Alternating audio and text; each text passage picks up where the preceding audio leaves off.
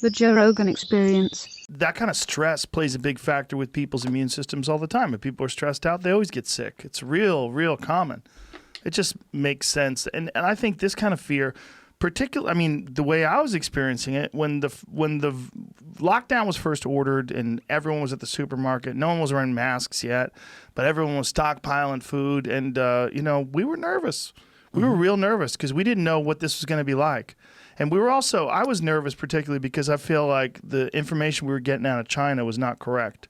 Mm-hmm. And I was worried that when you see those videos of them spraying disinfectant on houses and buildings, it's like maybe this is way worse than we think it is, and it's going to hit America really hard because we've been lied to by the Chinese. There was a lot of fear. So I remember lying in bed at night and like testing my breath, like maybe I have it now.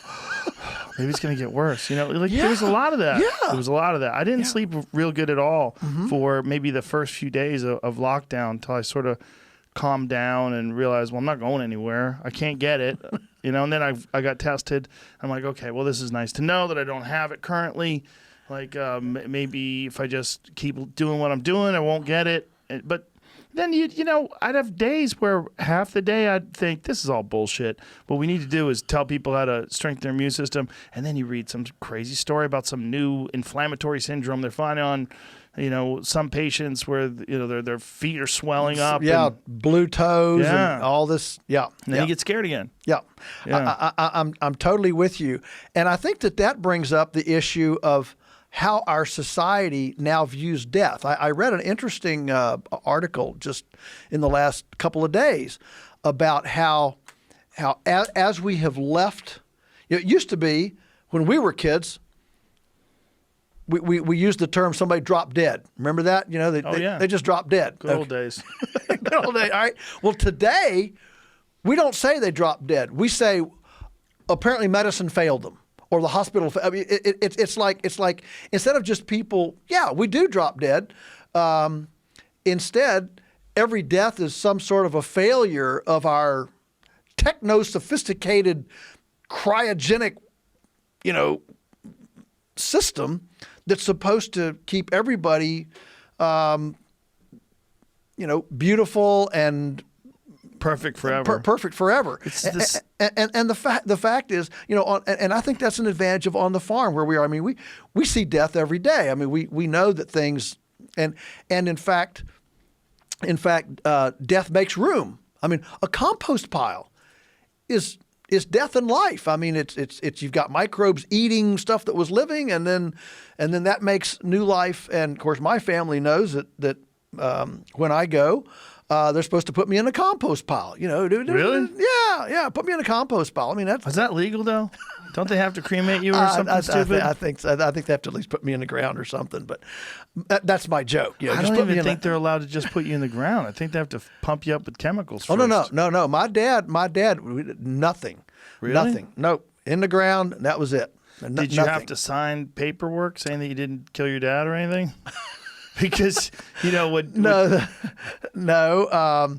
What we did have to get was a special use permit for a family graveyard. Oh. So we've got permission for 10 spots. So in a family we're good graveyard, for a couple generations. You don't have to use formaldehyde. No. But nothing. Everywhere else you do though, correct? You either cremate or use formaldehyde, and I think they use formaldehyde before they cremate. Well, there are now burgeoning around the country. There are natural cemeteries. Really? Yeah, and there are specially permitted cemeteries where there's nothing is used. But the problem with that is they can't exhume anybody, right? Exhume your bones, I guess. Yeah. The bones would stay for a good while. We know the bones last a long time. But my thing is that look, I don't want a bunch of people to die, but the fact is that death is transformative, and I don't want to get all too mystical and spiritual, but whatever your spiritual tradition is, mine happens to be Judeo-Christian ethics, so I think there is an afterlife, but even if there's nothing, even if you say, well, I'm dead and there's no spirit and I'm gone, even so, that makes room for tomorrow's babies. It makes room for new ideas, new things. I mean, you can't have life without the regenerative capacity of death, and the foundation of ecology is life, death, decomposition, regeneration. Life, death, no, regeneration might look like something else, okay, but that's our digestion. It's compost. It's it's everything. And when we get sterilized and move away from that, I think we lose the beauty of the transformative capacity of that part of life. Yeah, I think it speaks to what you were talking about earlier, that they look at death as some sort of a failure instead of just a part of the natural cycle.